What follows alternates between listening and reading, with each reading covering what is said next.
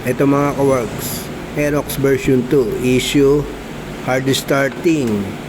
Start natin ang engine. Ito, kung mapapansin nyo, pagka-start agad, walang proper na idling. Kita nyo ba sa RPM nya, tataas bababa ang minor.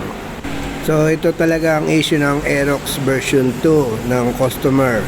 Sabi pa ng customer, kailangan pa niyang i-revolution o itaas ang silinyador para mabuhay ang motor. Kung mapapansin nyo, kapag nabuhay naman ang motor, yung kanyang RPM tataas bababa. Yung ilaw na dyan, huwag nyo munang pansinin, mamaya natin ayusin. At dito na nga, nakita natin doon sa throttle body, iba nakakabit. Sa halip na nakakabit yung stock na ISC, naka-manual ISC pala ito.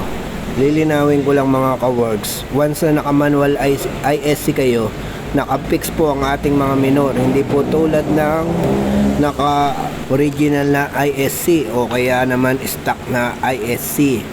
Ewan ko ba kung bakit pinapalitan ng ibang mekaniko. Tabi-tabi po dyan, baka marami na namang magagalit sa akin. Para sa akin po kasi stock is good. So napag-desisyon namin ng customer na ibalik po uli namin sa stock. So ito na nga po, natanggal ko na ang throttle body. Kita nyo naman yung manual na ISC. Maya maya kakalasing ko na yan upang mapalitan natin ng original o stock na ISC tulad na nakikita nyo sa screen. Screenshot nyo na lang mga ka-works. So ito na nga po, kinakabit ko na ang original na ISC. Wala na po itong calibrate o bilang-bilang ng mga ikot ng ISC na napapanood natin sa YouTube o Facebook. Salpak agad para makita agad ng customer kung okay ba yung ating ginawa, kasi katabi ko lang dito yung customer binabantayan din kasi ako ng customer, baka mamaya may pasobra o kaya naman mali yung ginagawa ko. Kaya nag-aalala rin ako kung makakatsamba ba tayo rito o tama ba yung ginagawa ko. So ito na nga, malapit ko nang matapos ang pag-assemble ng throttle body sa kanyang engine, pero napansin ko merong nakabalot na suman. Ito yung kanyang ISC, binalot ng dating mekaniko. So dito kumuha na ako ng pambalat kasi sobrang dami talagang balot, binalutan ng matindi. Hindi ko talaga maisip kung bakit nila tinatanggal ang original na ISC.